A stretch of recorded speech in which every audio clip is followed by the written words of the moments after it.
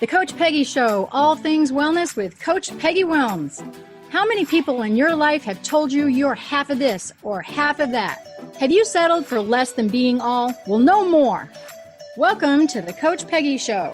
I am Coach Peggy, and I'm telling you we are about all things wellness. My mission is to clarify wellness is not just nutrition and fitness. This show is about all things wellness, and you deserve it. It's about your money, about your lifestyle, your beliefs, and even romance. We bust through your comfort zone, and we're going to redefine your boundaries. We're going to extinguish your excuses and raise the bar to all things possible. It is time to use your ATM. You know, all things mindset.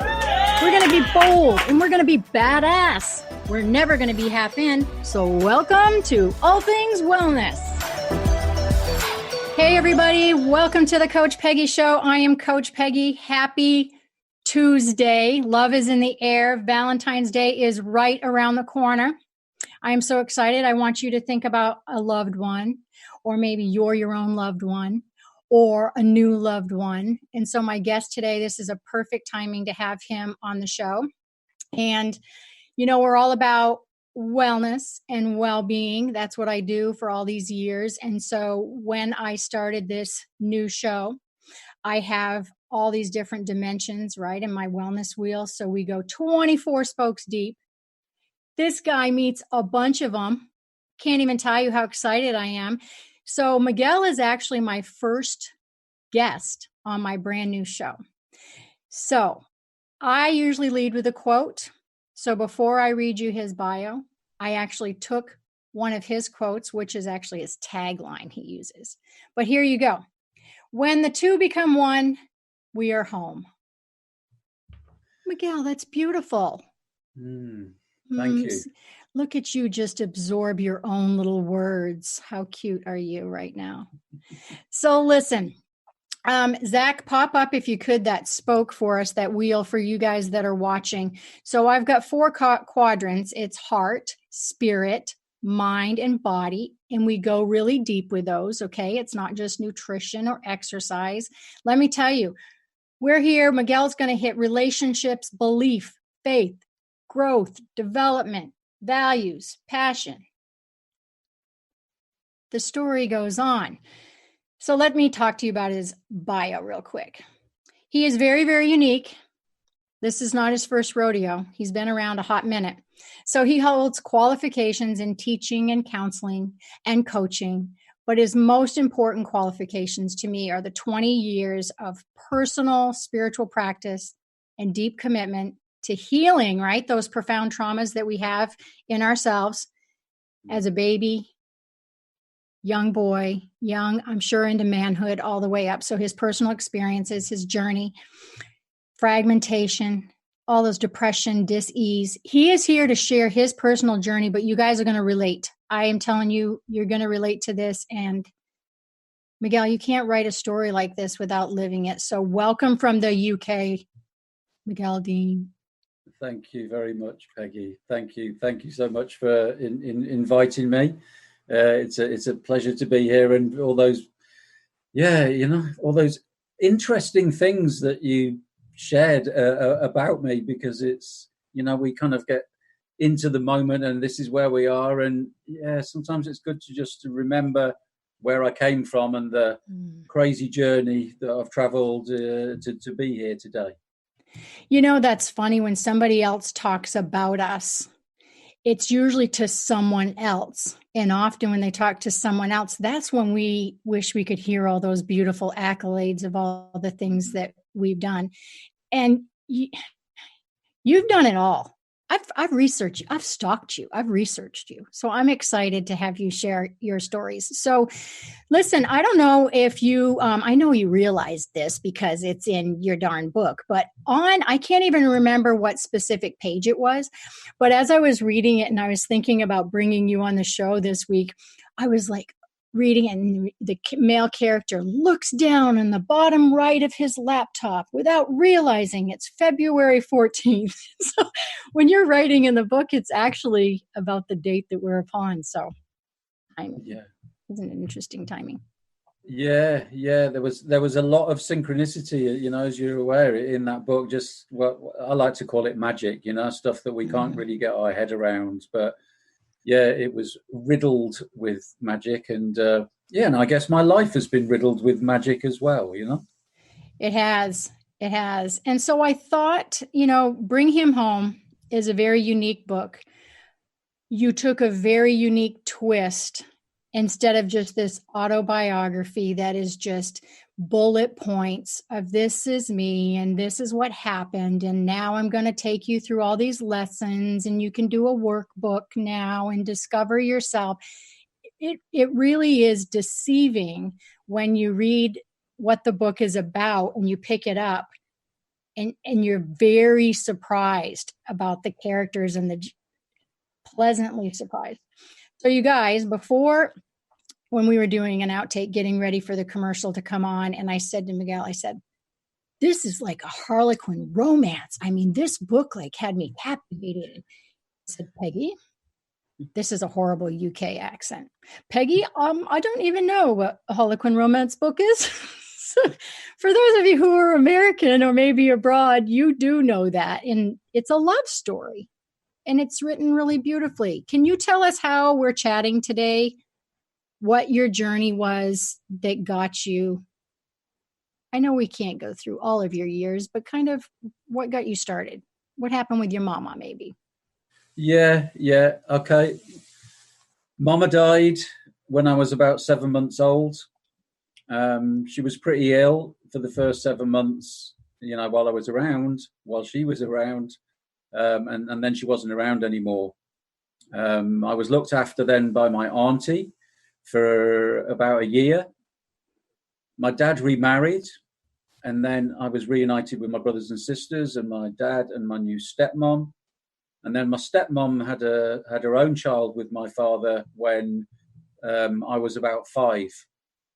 So the reason I just kind of bunched that all together is because by the time I was 5 years old, I'd suffered 3 sort of major traumas of losing 3 mothers.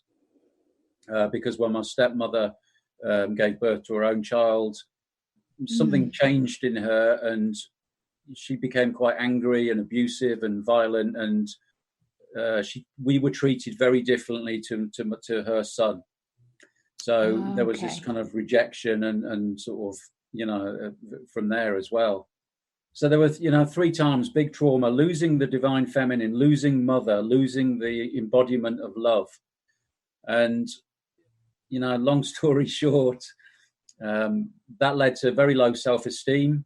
I was kind of in fight and flight really for my whole childhood, scared of when my stepmom was going to sort of, kick off again. Eventually left home, sort of felt like escaping, sort of. I mean, I was 18 when I left home. It was like that was when we were allowed to leave home, It was like, you're allowed to go now. And I couldn't get far away quick enough, really. But you know how it works, our unconscious, what's going on in the unconscious. And because I had very low self-worth, I didn't think I would amount to anything, and I thought I was unlovable. I attracted that kind of life to me to reflect that back. So I fell into a shadowy world of drugs and violence and petty crime and homelessness. I sort of spent about 7 years on the road as a sort of new age traveler. Bits of that time was spent begging on the streets. Wow. It was a pretty chaotic time, really. And when I look back, I can see that I was, continuing. There was nobody there to abuse me or neglect me, so I continued to do that to myself. Exactly. You were trained. Yeah, I was well trained. So fast forward to when I was about 28. My first son was born on the road, and I hoped that would make me feel better. I was pretty depressed. I was in a bad way. The drugs weren't working anymore, as in the drugs weren't suppressing all the emotional pain and stuff, which unconsciously was why I was, got so hooked on drugs. And the birth of my son just made things worse, because it was kind of like I lost my mummy again, like my girlfriend, his mom. All of a sudden she was giving all her energy to to my son. So that felt like another rejection. And so my trauma was kind of re-triggered. And yeah, one day feeling I'd probably be better to walk away from this situation and just leave them, because I was just bringing nothing but negativity, to the table. I went and saw a counselor as a last resort. It was like, okay, either I walk away or I try this one last thing. And this counselor, which I eventually found, although I had no faith in the process, it was just, my back was to the wall. All these light bulbs went on. I began for the first time talking about my childhood, and for the first time could sort of became aware of how I'd been living was connected to what had happened to me as a child. That was the first time I became aware of it. Somebody began listening to me for the first time. Somebody cared for the first time. Somebody was asking questions, and somebody was saying, what you experienced, isn't kind of normal, and I was really puzzled to begin with. It was like, oh, right, wow, okay, is that so? It's all I'd known, Mm-hmm. So, I suppose I really need to, the light bulb moments, get married, move into a house. I need somewhere safe. I've got work to do inside myself. For the first time, I became aware of that. And I also realized that perhaps I have some value. Perhaps I could do what this counselor has done for me. And I went back to school, I went to college and started doing some counseling qualifications. And I got married to show some commitment to my son and my partner, and moved into a house. Moved into a house, and because you need somewhere safe, if you're going to start doing this digging around and work. Right. So the next, if we skip over the next 20 years, really, were sort of, marriage, divorce after about 15 years. And then a couple of long-term relationships. And the same sort of pattern was happening at the end of the relationships, really. Mm-hmm. And it took me a little while to realize, but what was going on was I was expecting my partner to complete me to be a sort of salve for this mother trauma that I was still carrying inside myself. And after the end of there was the marriage, 2 other sort of 3-4 year relationships. You see, every time a relationship ended, every time it just re-triggered this trauma. Absolutely. So I was just always in pieces, and it took me months to recover. And I didn't realize that all this child stuff was woven into my grieving process at the end of the relationship. But towards the end of the third one, I kind of realized what was going on. I kind of had an inkling. I didn't know the depth of it, but I said to life, I'm ready. I'm ready. I can't do this anymore. I don't want to carry this. I can't go into another relationship, with the fear that it's going to end in this extremely painful way again. So, my sword is in the ground. No more fighting, no more running, no more avoiding. Whatever it is, bring it on. I will do the work. I'm ready to set myself free of this once and for all. And I expected then, that I would be single, because I've been a bit of a serial monogamist, really. I'd kind of gone from one relationship to the other. But life said, okay, if you're ready, we'll bring you the perfect person that will catalyze, that will trigger, that will facilitate the healing and transformation process that you need to go through. And that brings us to the beginning of bringing home a twin flame love story. That was when this amazing woman showed up in my life. So, oh my gosh. See, you're just mesmerizing. Look at me. Just, tell the whole thing. So when you started to connect those dots, because even in my industry, whether you're a coach or a physician or a counselor or in your own journey, that's some of the hardest thing. That is the hardest thing to do. So if I'm working with someone, I'm looking for those dots. I'm looking to go deep. And when I'm working on me, it takes a long time to find there are even any dots. Yeah. So it took you a while, obviously, and we've got this repetitive pattern. Mm-hmm. So did you sit in that and you went boom, boom, boom, here's 5 or 6. And because it is pretty remarkable. You flipped it around, buddy. I mean, you went from homelessness to house to thinking relationships, you were going to be single, to deserving. That's a lot of work. Yeah, thank you, Peggy. It was.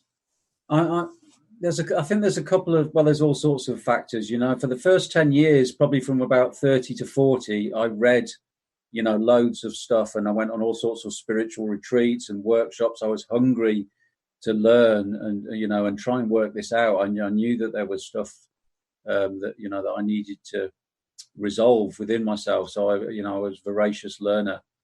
And then I guess the next 10 years were more experiential. It's like the first 10 years with the theory, and then it was, sort of matching up the theory with the practical, if you like. Right. And I'm a pretty stubborn, self orientated kind of person. I don't like giving my power away. Although I support others and facilitate others, I'm also big on, you've got to do the work, and there may be other people that will ease the process, but I feel that there's a lot of people that just want somebody else to fix them. Right. And I guess, just my whole upbringing and my years of living on the road and so on, I'd learned to be pretty self-contained.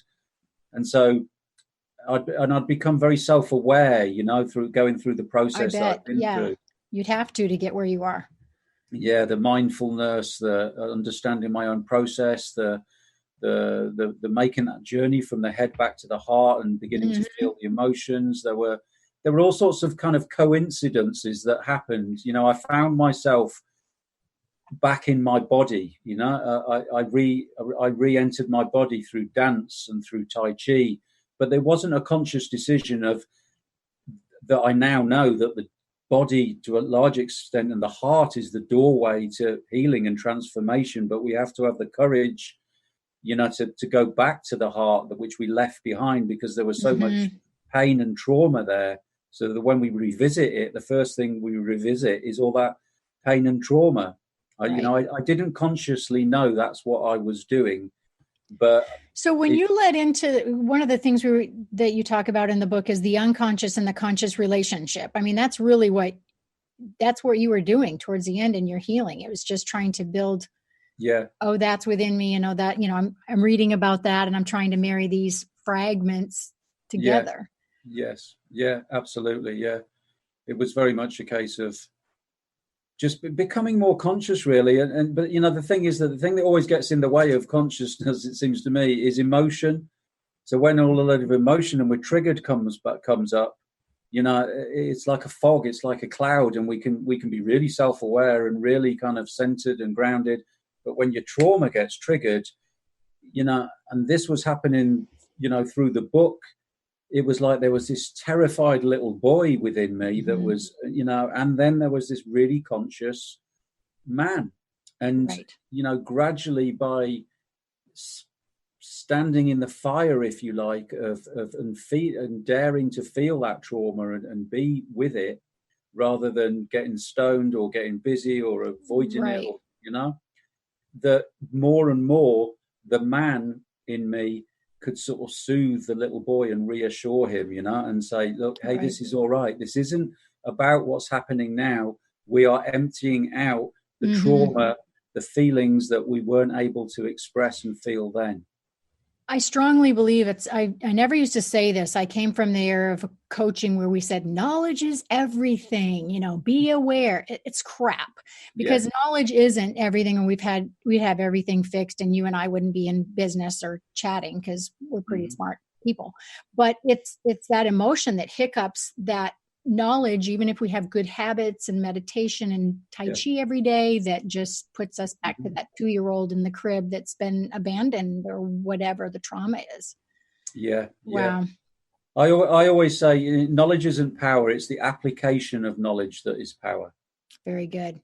We have to live it, don't we? And walk it and practice it. And, and the emotion can throw us off the track for a little while. But, with strength and perseverance and commitment, we just pick ourselves back up and we keep coming back. And every time it gets a little bit easier because we're kind of deleting some of those old neural pathways, some of those loops that Yeah. have been going around in the unconscious, you know? Rewriting the instruction manual. There's Absolutely. a different a better page to go to each time. What do you think are the main struggles in a relationship, either within yourself or with others, wherever you want to go off road with that? Well, you know, they're both the same in a way, isn't it? Because the relationship that we have with ourselves is kind of mirrored by the relationship that we have with others. Yes. You know, where I'm judging myself, where I'm judging my partner, you know, it's because I'm being judgmental of myself, where, you know, over and over and over. So I guess the biggest challenge really is to keep owning our stuff and not projecting, and and that it's never about what our partner does or says. It's about how we interpret what they do and say, and how that touches an unresolved or an unhealed wound within ourselves. So, you know, ultimately, if you can turn it round, which is always a work in progress, and you know, I certainly haven't mastered this. I'm doing a lot better. But instead of blaming when the other person upsets us, it's saying thank you to the other person, because you have illuminated something within me that I need to resolve and I need to sort out myself. That is so true, and so true and hard. I've trying really hard. It is difficult and challenging. What I've tried to recognize in about the last year is when those same subjects keep coming up. So it's like, you know, especially when it's integrity and value and those really gross things where it's like, you know, because I'm a workaholic. So it's like I will judge other people. And, you know, and when I was growing up, it was like, if you weren't busy, like, what are you doing? Like, what do you produce and what are you doing? Like, just don't sit there and be. So I'll look at others and go, well, what are they doing working 8 hours a day? Like, you have things. So when I see a subject come up and up of judging others, really, I'm just telling myself, you know, that's a tough skill to do, to be able to look at me critiquing somebody else and go, thank you. Thank you, partner, for mirroring my own stuff.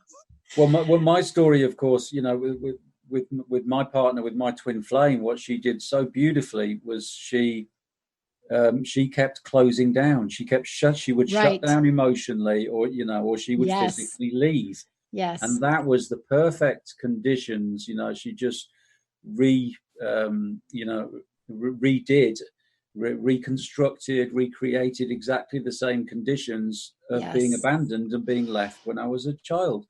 So, you know, the man in me is going, my girlfriend just needs to chill out for a bit and she needs a bit of space. You have been a bit full on recently, Miguel, or whatever. And the little boy in me is going, what can I do? Desperate to hang on to. Oh my gosh. Yeah.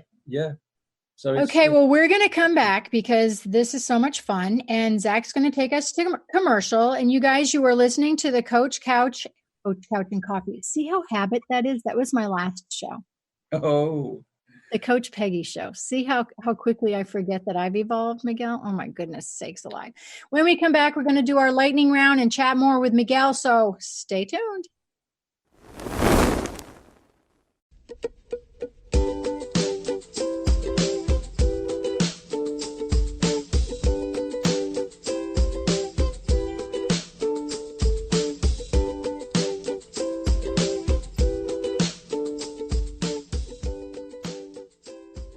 We remember a time when you could simply form a thought and it would manifest. The harmony was forgotten, but it is returning now. The Power of Inspiration and Awakening Radio with Juliet Griffin on TransformationTalkRadio.com each second and fourth Wednesday at 9 a.m. Pacific. We'll take you on adventures through the heart and spirit, exploring who we once were. This intuitive healer studied under the guidance of wolves, learning from their wisdom to master a higher frequency for a new state of mind. Visit OneTrueSelf.com. Living a richly abundant life sound too good to be true? Listen in to Richly Abundant Women with Julie Steelman on TransformationTalkRadio.com. Embrace a vibrant future of breaking free financially and creating a richly abundant life filled with prosperity and growth.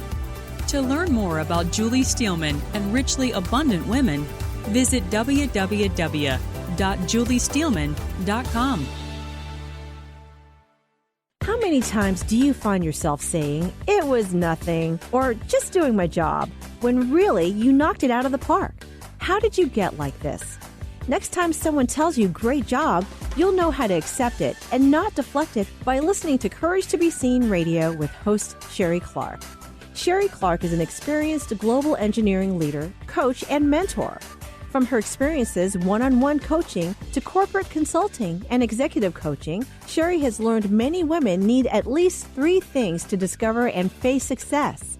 Learn about the ACES program, how to survive male-dominated fields with grace and authenticity, and reach the top without ever once giving up on who you are. Courage to Be Seen host Sherry Clark explores the awesome power of your entire self and how far you can go by being more you. Check out her website, couragetobeseen.com. You have the courage to be seen. See you later.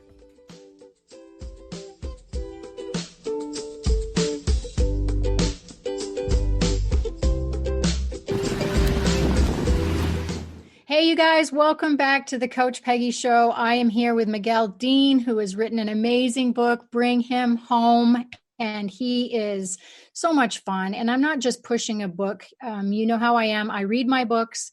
It takes a while.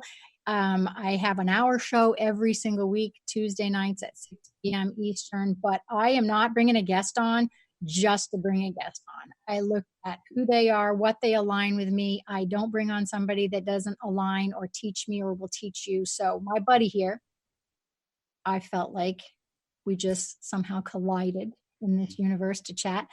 So I go into a lightning round now, Miguel. So don't be nervous. It's not like you're going to be struck by lightning. But this year I wanted to really make sure that we connect as human beings in a community and we get to know each other. So how my listeners and viewers can get to know you better is for me to ask you just some crazy questions that you just give me one answer or one sentence. So I have 3 for you. Okay. Are you ready? Okay. Yeah. As a child, what was the first thing you wanted to be when you grew up? I wanted to be a Native American Indian and live, on the land and live naturally and go hunting, and that was freedom for me. Oh my gosh! What age were you when you were thinking about that? You remember? Probably sort of 10-ish. My guess would be amazing. Something around that. I loved That's awesome. I love watching the American westerns, but always the ones where the cowboys lost and the Native Indians won. Yeah, there you go. That's so like you. I wanted to be a zoologist. Okay. Makes no sense whatsoever. I don't have any clue. I think it was because it was cool and I learned how to spell it. I don't know. All right, next question. A funny or an intelligent partner? What's the first bit? What would you choose, a funny or an intelligent partner? Oh, wow, that's a tricky one. It's tricky because it depends how you define intelligence, because my understanding is that there are lots of different types of intelligence. So as long as it was kind of a kinesthetic sort of intelligence and a kind of intelligence that was body smart and that was intrapersonal and interpersonal, then I'll go for intelligence. Oh, I love that. Yeah, see, I have to go for intelligence because I have strong masculine energy and I want to get stuff done. Right. I don't have time to sit in that. And I thought, well, I could teach an intelligent person maybe how to be funny. I thought, Peggy, good God. Okay, so one thing that you will never do again. That's your last lightning round question. What is one thing that you're like, oh, I'm never doing that again? I am never going to get involved in a relationship with a woman that is emotionally unavailable. Oh, gorgeous. I love that. I didn't even pick these to be right down your lane, but see how amazing that is when you have a question like these questions, they relate to whomever. Mm-hmm. See? Good okay, you survived. Yeah. You survived. Good job, buddy. All right, so let's spend some time talking about what do you think when we are in a relationship, either brand new or one that we're in right now that is one of the most important things to be aware of? Either to grow it, or it needs, it needs improvement, or to celebrate it. What are your thoughts? Okay. I think what comes up for me on that one is that to remember that the success of a relationship is not really dependent on how long it lasts, but on how much we learn and grow, and how deep the relationship, how deep the places that the relationship takes us within ourselves, as much as, within each other.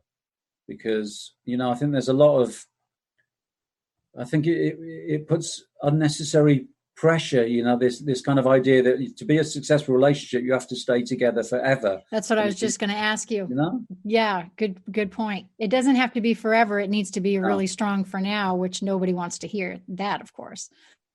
It's just about, it's about what you learn and what you grow. Because, let's face it, there are loads of relationships. I think, my parents' generation, that where they stayed together, but they were so miserable, and it probably would have been better for the kids if they hadn't stayed together.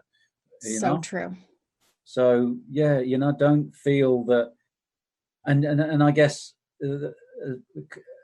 connected with that is that just because it's challenging, it doesn't mean that you're doing it wrong. Sometimes, because it's not the sort of Hollywood, or it's all lovely and skippy and rainbows, and sometimes if it's really challenging and there's stuff coming up, that can be a really good sign. That's because the primary concern of a relationship is to consolidate the relationship within yourself. We can only love another to the extent that we love ourselves, and our partner will show us those areas where we need to love ourselves more, where we're still carrying wounds or trauma or whatever. I think there are 3 huge disservices in life. Actually, I think there's 4. And that's not getting to our children soon enough to teach them about how to eat well, how to move and take care of their body, how to cope with finances, heal, whatever finances looks like for anyone, and relationships. Because if we said what you just said to our children, it doesn't have to be Cinderella, and challenges are going to teach you blank, blank. And you even give them scenarios. Hypothetically, if your parents were to divorce and you observed blank, what would you be learning from it? I mean, if we could teach our children that, that's what you do. You work with youth and men and women. How do we get to these kids? How can we talk to kids that are, products of divorce and all the things you've been exposed to? Yeah. I guess we just do, we do our bit, don't we? And that's why, I worked with disadvantaged kids for about 20 years. I still do some youth mentoring. But, what I realized was that it was working at the level of effect. I was kind of dealing with the kids that were already messed up by dysfunctional homes and so on. And so that was really what kind of like led me into, I began exploring, how can I make a bigger impact? And so I began working at the level of, of cause. Where are the seeds? Where do these disadvantaged, disaffected, messed up kids, how do they get grown? And it's because of essentially it goes back to the relationship between man and woman. Yes. To love. And if we take that even deeper on a spiritual level, it comes down to the twin flame dynamic of the masculine and feminine within us. When we balance and we consolidate the union of the masculine and feminine within us, can you imagine 2 parents that have achieved that, or that are well on the way to that, or are conscious of that? Then they give birth to a child. Then that what That's sort of an environment is that child going to grow in? And that is how we. For me, that is how we break the cycle, really. That balance. That's right. That's right. So let's say the parents that are out there that are listening, and they're going through some tough times in their relationship, because we tend to get super focused. We don't even realize people are learning from us and watching us sometimes as parents. And I've been divorced, have kids that were exposed to that. How might any of our listeners or viewers go, okay, stop, pause. I'm going through all of this. How is it possibly affecting my children? I mean, what might be some steps to be able to look at our children or even our niece and nephew and figure out how to be of service to what they're being exposed to? Yeah. So I think there's a couple of things that come to mind. One is, don't put the kids in the middle. Don't use them as leverage. That's just so destructive. I tried to, and I think we did a pretty good job. When me and my wife separated, I made a commitment that my sons would be as minimally affected as possible, and we've always maintained a pretty good relationship. Like, there was no messiness, there was no nastiness. I've never said anything negative about her, around the kids or generally, really. I think one of the other things is listen, give space to listen to our kids, or to be somebody that can listen, that will listen to them, let them speak and not assume that we need to tell them how it is or tell them how to be or whatever, just to be receptive to however they're feeling. That's good. And there was another one that I was just it was on the tip of my tongue. Unconditional love, just practicing as best we can loving our kids unconditionally, which is such a tricky one. I mean, I know it scarred me deeply. It's like, if you're a good boy, then you get some love, or you get some scraps from the table of love. But if you do what triggers me, or what I don't like, or what society says you're not supposed to do, then you get, all your emotional needs are, cut off. There is none of that. So just to kind of think, well, what is unconditional love? And, how can I love my children unconditionally? Which doesn't mean that we let them misbehave and so on. There needs to be boundaries, and that's part of unconditional love, is boundaries and some discipline and structure. But within that, there's a kind of fairness because, let's face it, our children are souls. They're infinite souls in young bodies, I believe. So there is a wisdom and an awareness that we are speaking to, and I think we forget that sometimes, and we treat. We're molding it. I mean, we have a responsibility. It really is. Yeah. So not to underestimate the wisdom of our children, and often children behave more wisely than adults. Because if you like, they're closer to God. That they haven't come. They haven't had such a big gap where they've been conditioned and molded and by society and constructed and so on. So let's respect and honor the children. I like that. So how are people going to find you? I want, first of all, the best way that you like people to find you, because your website's beautiful. It really is. And it explains you are so diverse in the things that you offer. I mean, whether it's a blog or a podcast or even the children's book that you wrote, what is it? Mouse and Apples, or Mouse and the Apples? Yeah, Little Mouse and the Apples. Thank you. Yeah. Seriously. And you offer, seminars and webinars and all of those things. But what's the best way for them to reach out to you? Is it website? Is it email? Yeah, well, there are three. Email's good, which is just, loveinaction@migueldean.co.uk. The website, migueldean.net, there's a contact form on there, and there's all sorts of stuff, free resources on there. And Facebook, I'm not big on social media, but I do focus just on the one, really, on Facebook. So I have a Facebook, Miguel Dean Sacred Masculine is the best page to find me, because the other one's pretty full up, my sort of personal page. That's good. Yeah, I love to hear from people and to connect. And I'm not some sort of celebrity that, you can't, I can't possibly write to Miguel or send him, I'm not like that. I'm very human, and it's what nourishes me is the interaction with people that are interested in my work.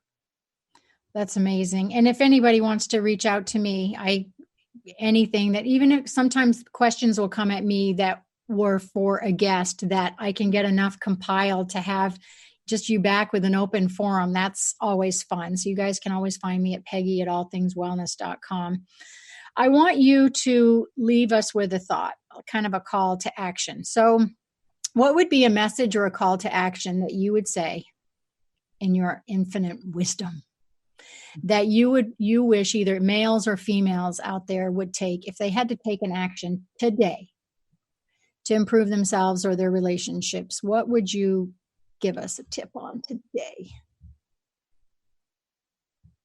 I would say find one small thing that you will do consistently, maybe daily, but you will keep doing it, and it is something that you love, something that makes you feel good.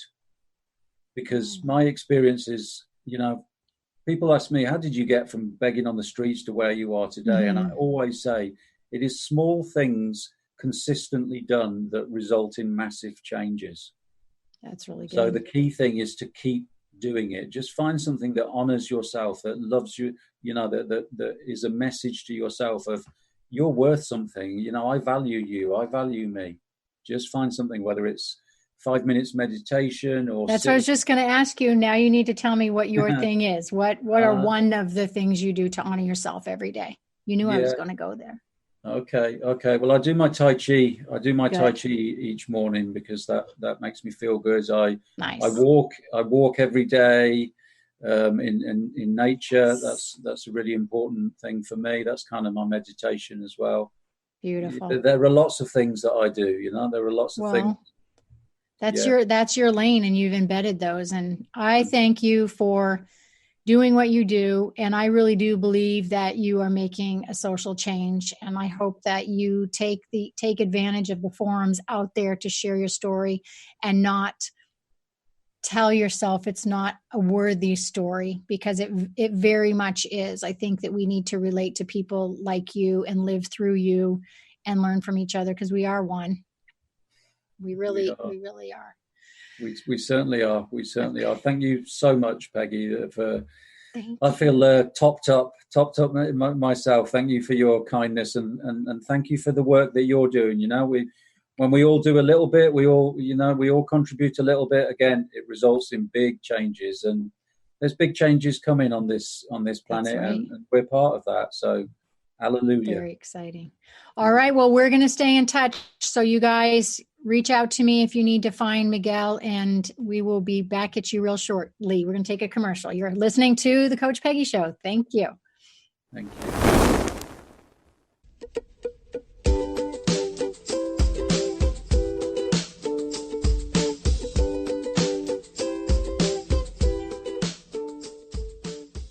Are you done being afraid to jump into the life that's waiting for you? Are you ready for a real shift? I invite you to tune in every Tuesday with me, Tracy L., on the Tracy L. Clark Show, where we will teach you how to live your extraordinary life.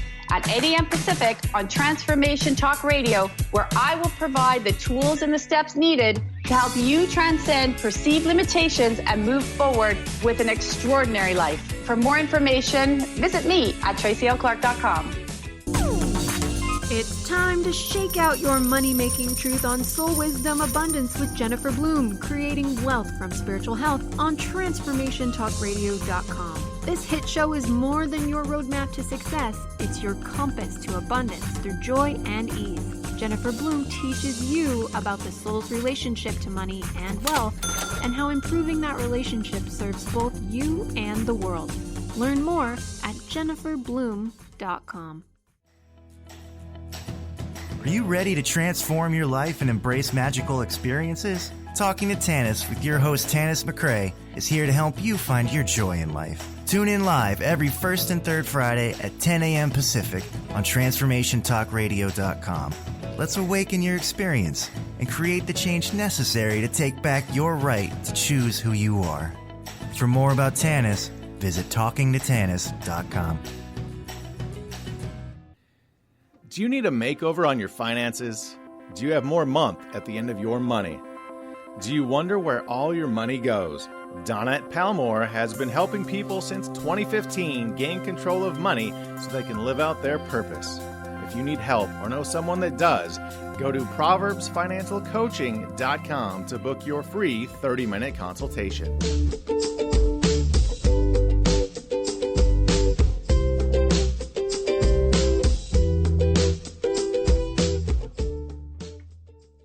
Hey, welcome back to the Coach Peggy Show. Did you guys not have a blast with Mr. Dean? He's a fun guy. He has so many things that he's done in his life. I really do encourage you to find him on social media or his website. You know, relationships are a really big deal. They're important to all of us, and we can learn so many things. I think one of the things that he said that really resonated with me is to look at those things as a lesson, and to look at those things that we're either complaining about or harping at somebody about are probably things we're mirroring, and we need to kind of pay attention to in ourselves, and to love our children and our friends. Damn it. Just love them unconditionally and go, life is short. Things are happening every single day. So I'm asking you guys to take action today. Do something nice. It's Valentine's week. Have some chocolate. All right, so it is time for Fad or For Real. Let's talk about a fad out there today, or what people might think is a fad. Actually, something that I have tried. So have you heard about the Flex belt? You know, you have the Flex belt. And again, I want to just share with you, this is my personal opinion. I'm not being paid from anyone to share any of this stuff with you. I do not want to be sued. Freedom of speech here. So I'm just sharing my experience when I do Fad or For Real. So the Flex belt is that Velcro-y thing, right? You put it around you. It has those sticky adhesive things that stick on your abs, and it's going to make you look gorgeous and have a six-pack, and you're going to look so sexy on the beach. Well, so when my clients start talking about it, I got to reach out the old credit card and buy something and figure it out. So I got the Flex belt. This was about a year or so ago. Well, I was an idiot because, I'm allergic to adhesive, but I didn't figure that out until I had some blisters on my stomach. Anyway, let me share. So is this a fad or is it for real? So I'm going to go with the for real on this. I know. Sit down. I know. So it's about $200-ish. And you have to get the pads, which are like $14.99 or something. And I can be pretty frugal, so I was careful, and I'd put them back on their little, whatever it's called, cellophane thing or whatever, and I'd reuse them. I don't know what the reuse recommendation is. But anyway, you put it on, and it's based on this stimulation. So it does this stimulation and contraction of your abdominals. Now, you can't have a bunch of subcutaneous fat or a big belly because it's got to kind of get to that muscle to contract it and to, let go and to stimulate it. And you have your dials. You've seen this, speed up the dials, make it more powerful. Ooh, and it would literally bend me forward in a massive contraction. So the deal with these things, however, you get used to it. You're cranking up the dial. It can be very painful. You need to move the pads around. You need to do it consistently, extensive amount of time. But it is stimulating the muscle. It is like doing crunches, right? Would I recommend it to you to say, hey, that's going to give you your six-pack and that's going to save the day and you don't have to go to the gym? Absolutely not. It's not going to give you your six-pack. Is it a nice frosting on the cupcake for maybe your core routine? Sure. It's still going to be diet, nutrition. Obviously, it's the deal on getting the abdominal fat down. Water retention can make you be really big in the front. You need to look at your fitness level, your cardio, your body composition. If you have high body fat, it's going to be hard to see your core. I do have clients that have really strong cores, strong back, strong core, but they still have a lot of, abdominal fat. So we got to get that down in order to see your abs. Doesn't mean I don't want you to work your core. That's important to keep your structural, your back and everything in place so that you don't hurt, So this is the deal I would say. I guess I'll go with a yay, but only if you realize it's kind of an extra and it's not going to save the day and you move those pads around. But okie dokie. I also said, I think I'm getting sick of my blue nail polish. That's what I'm looking at. If you guys are wondering why I'm pausing, if you're just listening. I said I would share some personal answers. I have people sending me personal questions. So I'm reaching out, trying to get a little bit more open and raw and real with you about my life. So I have some questions I want to share with you. And I pulled out some Valentine's type love questions that came at me. One is kind of similar to the one I had on last week's show that came at me from Brian, who is a friend of mine since first grade. This one's coming from Matt. It's a little bit of a different spin. Brian wanted to know, how did I open my heart again? Matt actually wants to know, he just had a breakup, and he was really mature in this breakup. I do know some of the details of this breakup, and he just wants to know, how does he not slide backwards? He's kind of up on a love focused holiday, so it can be really tough to have a breakup at this time of year. So here are some suggestions that I give with, I actually talked to him, and I'm going to give it to you guys. First of all, recognize if you're mourning too long with a loss, okay? And some of those signs can simply be, are you pulling away from people for extended periods of time? Not answering the door, not listening, answering the phone. How's your personal hygiene? That's always a really good one. I mean, you can go without a shower for I don't know how many days is your norm, but if that's extended, let's see what else. Over or under eating is always a good one to kind of monitor if the time has been really, really long that you're maybe mourning. I hate to put a time frame. That's one of the things I told Matt, is that everybody grieves or has a loss for different periods of time. I don't want to ever tell somebody to get over something in a week. It could take a year for his heart to try to mend is the word I'm looking for, mend back together. If you're avoiding work, that's another thing, calling in sick. So here's some suggestions. How do you get real with what just happened? Were there any red flags? I always say this is a good one. Were there any red flags that you maybe missed where you contributed, because it takes people to make or break a relationship? So were there any red flags you missed along the way that you could have done a better job or tried to communicate and kind of save it? Maybe there aren't. I would gave him caution to not talk trash about her, not put her down, especially in social media, not post anything you will regret, because it's always out there. Think about your employer. Would you be embarrassed if you were behaving in a manner and your employer saw it? What about your future children? Would that be embarrassing? And, think about how you would like to be treated in this. So the main thing is go through those, feel the feels. People, breaking up is hard to do.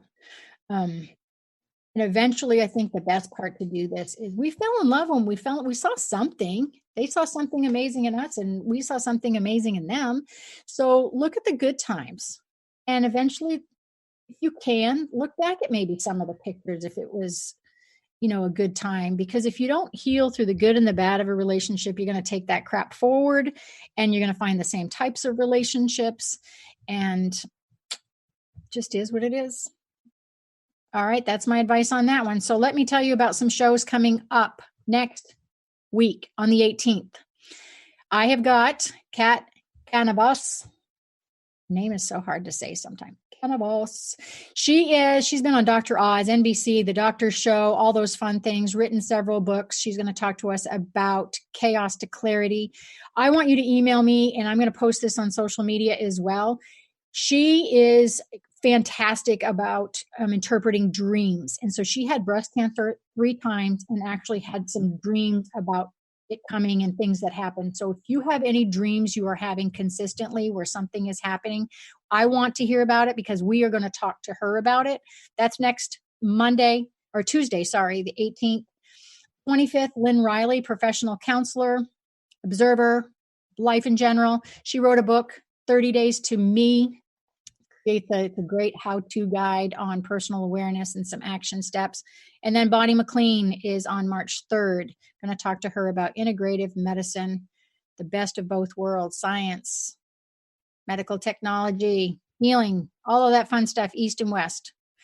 So you guys can always catch me. My podcasts are live on Transformation Talk Radio. You can also find them on my radio tab at allthingswellness.com. My YouTube channel has the visuals of this live on Facebook as well. Thank you for joining me today. You have been listening to the Coach Peggy Show, and I will see you next Tuesday, 6 Eastern. Take care, you guys. You've been listening to the Coach Peggy Show, All Things Wellness, with me, Coach Peggy Wilms. Tune in every Tuesday, 6 p.m. Eastern on TransformationTalkRadio.com, where I talk all things wellness. We help you truly understand all things wellness, and it's not just a diet.